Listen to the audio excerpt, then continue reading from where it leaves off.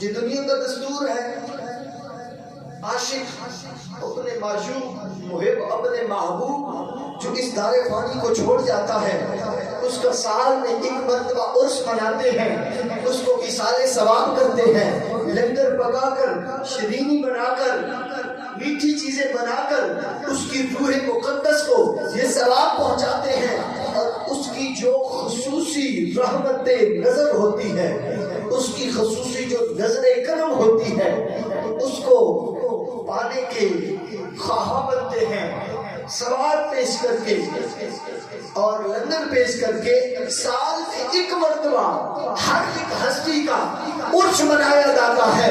لوگوں، ایک ہستی ایسی ہے کہ سال میں ایک مرتبہ نہیں، سال میں 12 مرتبہ اس کا عرس منایا جاتا ہے۔ عشق والے اسے شیخ عبد القادر جیلانی کہتے ہیں۔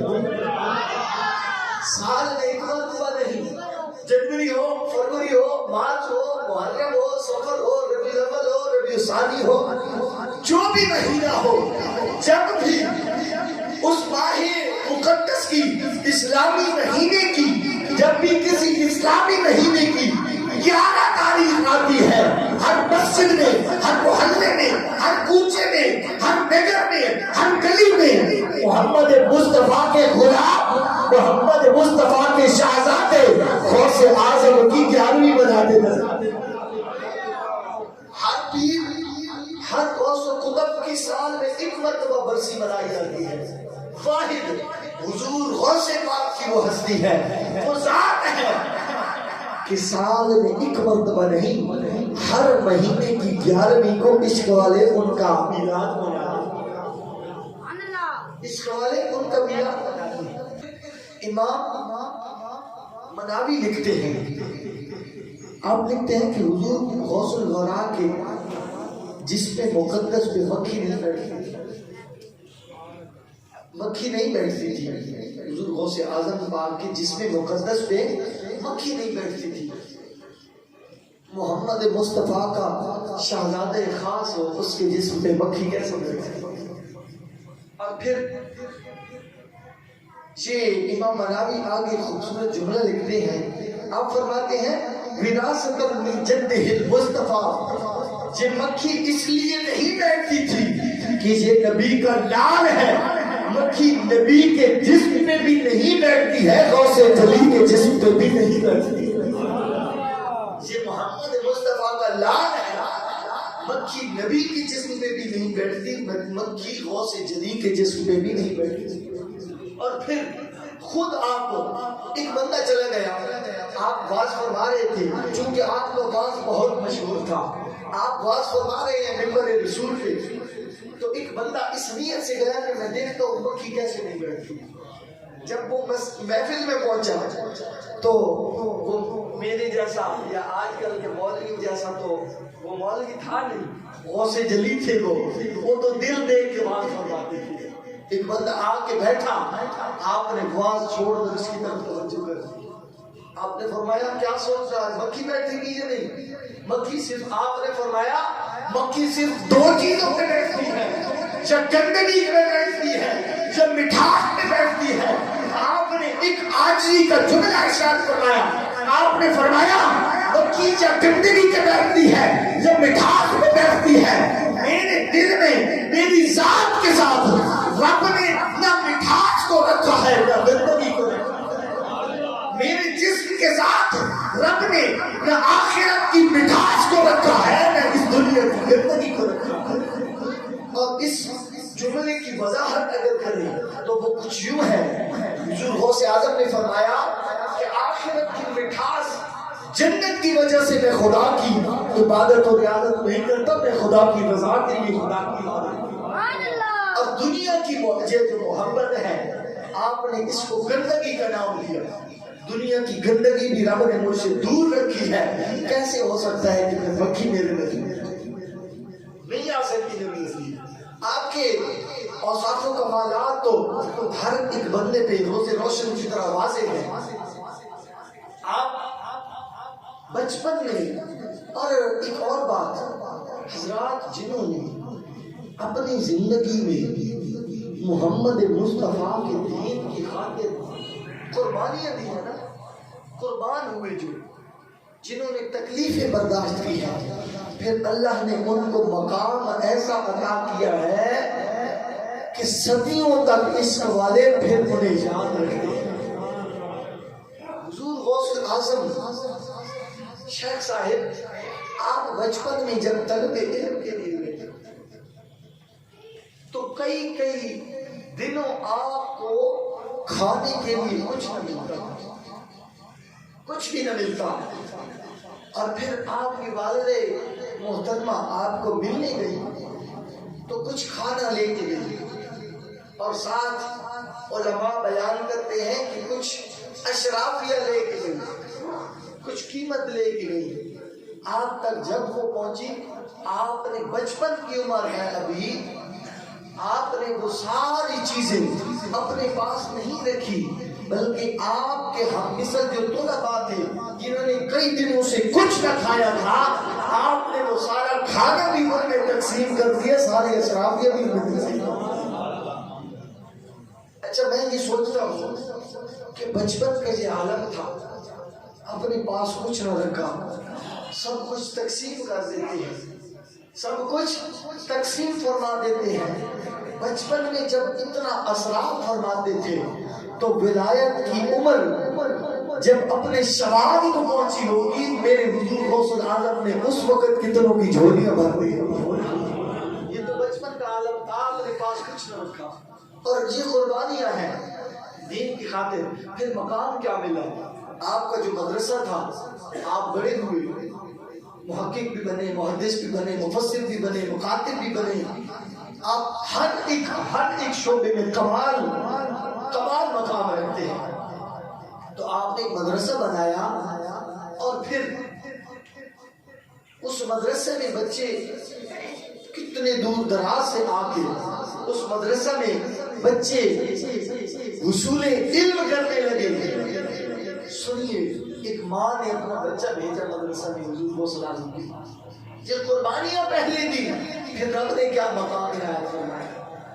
آپ نے فرمایا، آپ نے مدرسہ کھولا، عورت آئی بچے کو دیکھ گئی، حضور اسے پڑھائیے، اسے عالم ہندی بنائیے، اسے حافظ قرآن بنائیے۔ بچہ پڑھتا رہا۔ اگلی دفعہ جب ماں ملنے آئی تو حضور وہ جو بچہ تھا وہ بالکل کمزور ہو چکا ہے۔ آپ نے دیکھا، عثمان نے بچے کی طرف دیکھا تو ماما ہوتی ہے، اس سے برداشت نہ ہوا۔ انہوں نے کہا، حضور مجھے استاد سے ملاؤ، بچے کو کہا مجھے استاد سے ملاؤ۔ حضور غوث اعظم کی بارگاہ میں جب پہنچے تو آپ مرغی تناول فرما رہے تھے، آپ اس وقت مرغی تناول فرما رہے تھے۔ وہ بھڑکنے لگی، ماں میرے بچے کو تم نے چھوٹی کوڑی کا نہیں چھوڑا، خود یہاں بیٹھ کے مرغیاں کھا رہے ہو، یہ کیا ہے؟ آپ نے اس گڑیا کی طرف توجہ نہ کی، آپ کھانے میں مشغول رہے، حتیٰ کہ جب وہ کچھ ڈھانچہ سا بچا مرغی کا، آپ نے فرمایا، جی مائی اب بتاؤ کس لیے آئی ہو؟ کہنے لگی، میرا بیٹا بالکل کمزور ہو چکا ہے، اسے کھانے کو کچھ نہیں ملتا، اوپر سے پڑھائی کرنا بہت ڈالا ہوا ہے، خود بیٹھ کے مرغیاں کھا رہے ہیں آپ۔ بابا جی نے بسم اللہ پڑھا اور فرمایا، کن بسم اللہ، یہ جو ہڈیاں پڑی ہیں انہیں مخاطب کر کے فرمایا، اللہ کے اذن سے اٹھ کے چل، پھر وہ جو مرغی تھی، جو وہ سامنے ڈھانچہ پڑا تھا، وہ اللہ کی عطا کردہ توفیق سے اٹھ کے پھر مرغی کی شکل میں چلنے لگا۔ آپ نے فرمایا، او بڑھیا، اپنے بچے کو پہلے اس مقام تک تو پہنچا، پھر اسے کھلانا مرغیاں، پھر رب یہ توفیق عطا کر دے گا، جس طرف اشارہ کرتا جائے گا رب اسی طرف فرماتا جائے گا۔ یہ مقام تھا آپ کو حاصل۔ آج دے بچے اپنے دیکھو، اپنے بچے کی توجہ فرماؤ، کیا کر رہے ہیں؟ کچھ ہی نہیں کبھی۔ ہاں، ایک بات ضرور پوچھتے ہیں، میرا جو اکثر اس علاقے سے گلا رہتا ہے، کیا 2 منٹ ٹیوشن کے ٹائم لیٹ ہوا؟ میں نے امیاں بھی یہاں دیکھی ہیں، میں نے دادیاں بھی آتی دیکھی ہیں، میں نے ابو بھی آتے دیکھے ہیں، باجیاں بھی آتی دیکھی ہیں، جو پیچھے بلانے آتی ہیں۔ قاری صاحب انہیں چھٹی دے، وہ 5 منٹ لیٹ ہو گئے ٹیوشن کی، اور میں مار مار تھک گیا ہوں، صبح کی نماز بھی پوری نہیں آتا۔ تو یہ ریاست مدینہ اسلامی جمہوریہ پاکستان کیا منہ دکھائیں گے قیامت کے روز؟ آقا علیہ الصلوۃ والسلام کے جب ہم حضور حاضر ہوں گے کیا جواب دیں گے؟ ہم نے بچوں کی کیا تربیت کی تھی، ہم نے کیا کچھ دیا ہے امت محمد کو؟ امام حسین نے 72 تن کٹا کر جو محمد مصطفیٰ کا دینی علم بلند کیا تھا، ہم نے اس کی حالت کیا بتائی؟ بس یہی کہ اپنے بچوں کو 5-5 ہزار انگریز کو دے کر انگریز بنایا ہے۔ یہ ہم محمد مصطفیٰ کے دین کی خدمت کر رہے ہیں۔ ایسے نہیں ملتی یہ عزت اور توقیر۔ آپ کا پھر آپ کا جو مرتبہ و مقام ہے وہ ایک الگ ٹاپک ہے، وہ بات آگے نکل جائے گی۔ آخری بات آپ کی مقدس زندگی کے بارے میں، تو جہاں کہیں کسی کا چرچا ہو نا تو پھر مخالفت بھی بڑھ جاتی ہے۔ تو آپ کا جب چرچا چار دہانے عالم میں پھیلا، کچھ لوگ مخالف ہو گئے، مخالفت کرنے لگے۔ ایک گروہ آیا، چند بندے اکٹھے ہوئے، انہوں نے ایک پروگرام بنایا کہ ہم نے سنا ہے کہ حضور غوث العظم دین کی پہچان دیتے ہیں، اور انہیں تھوڑا سا نا خراب کرتے ہیں، انہیں بدنام کرتے ہیں زمانے میں۔ کیا پلان بنا؟ ایک بندے کو لٹایا چارپائی پہ، اسے مردہ شمار کیا کہ جاتے ہیں حضور سے جنازہ پڑھاتے ہیں، دیکھتے ہیں کہ کتنا اسے علم ہے، جنازہ پڑھاتے ہیں ان سے۔ تو پھر جب جنازہ پڑھا جائے سلام پھیرنے تو اٹھ کے کھڑے ہو جانا، اس کو جسے سلایا تھا اسے کہا چل دیے جی حضرت کے بعد فرما رہے ہیں آپ کو گزارش ہے، حضور دور سے آئے ہیں، ہماری یہ خواہش ہے کہ ہمارا یہ مردہ ہے، بڑی دور سے آئے، آپ اس کا جنازہ سنا دیں۔ آپ نے مردے کو سر سے لے کر پاؤں تک دیکھا، پھر اس بندے کی طرف دیکھا، آپ نے فرمایا بہتر ہے تسی آپ پڑھا لو، بہتر ہے تسی خود پڑھا لو۔ نہ جی نہ، ہم حضور آپ کے بڑے عقیدت مند ہیں، کتنی دور سے چل کے آئے ہیں، آپ خدا کے برگزیدہ بندے، آپ دلوں کا حال جانتے ہیں، آپ ہی جنازہ پڑھیں۔ آپ نے 3 مرتبہ فرمایا کہ خود ہی پڑھا لو جی۔ آخر خدا کے ولی کو جوال آیا، چارپائی رکھائی آگے، پیچھے صفے بندی،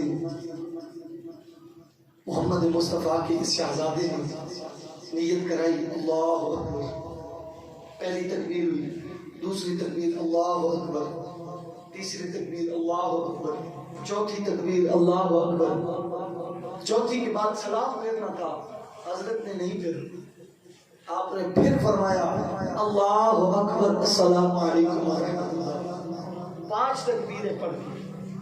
حضور غوث العظم دستگیر جس کی 11ویں مناتے ہو اور منایا کرو، دل میں تمنا ہے جو کام نہ ہوتا ہو، میرے حضور غوث العظم کو جان کر کے 11ویں کی منت مانو، رب وہ کام آسان فرما۔ 5 تکبیریں آپ نے پڑھی جنازے میں، سلام پھیرا تو سارے ہنسنے لگے جی، انہیں یہ بات بھول گئی کہ بابے کو اٹھانا تھا، وہ کہنے لگے حضرت 5 پڑھی ہیں۔ آپ نے فرمایا ہو گیا جنازہ، لے جاؤ اسے قبر میں دفن کرو۔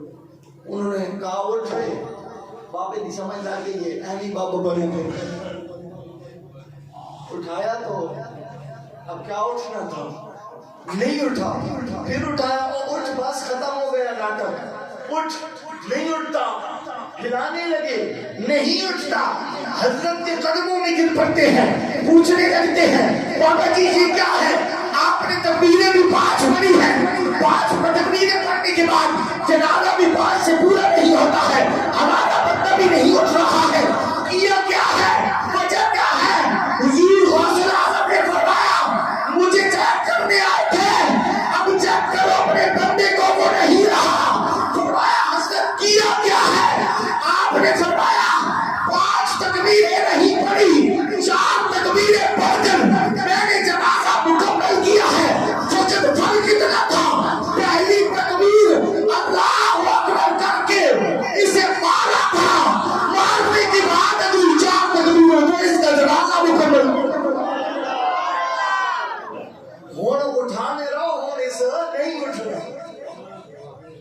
5 تکبیریں ادا ہوئی. پہلی تکبیر گرجدار آواز میں جو ہوئی تھی، آپ نے فرمایا منافق ہو، منافقت کرنے آئے ہو، خدا کے ولی کو، خدا کے ولی کی پردار کرنے آئے ہو، اب پردار کرو اس کی. اب اٹھے گا تو قیامت کے روز ہی. عزیزان وقار، اس حضور غوث الاعظم، حضور شیخ مکرم، حضور محبوب سبحانی، محبوب سبحانی قندیل لامکانی، قندیل نورانی، حضور شیخ عبد القادر جیلانی، آپ کے بارے میں میرے بریلی کے تاجدار فرماتے ہیں غوث اعظم امام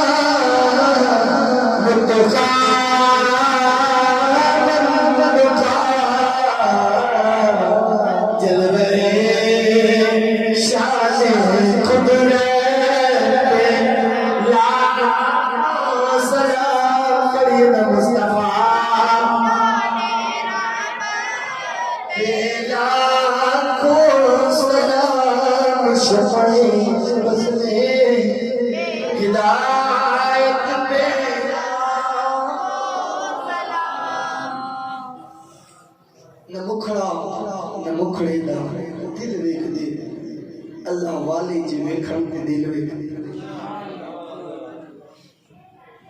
بدل دیتے ہیں تقدیریں محمد کے غلام. اکثر محمد کے غلاموں کی غلامی کرنا بھی مقدر والوں کی بات ہے. اللہ رب العزت ان کی عظمت و شان سے ہمیں بھی حصہ عنایت فرمائے.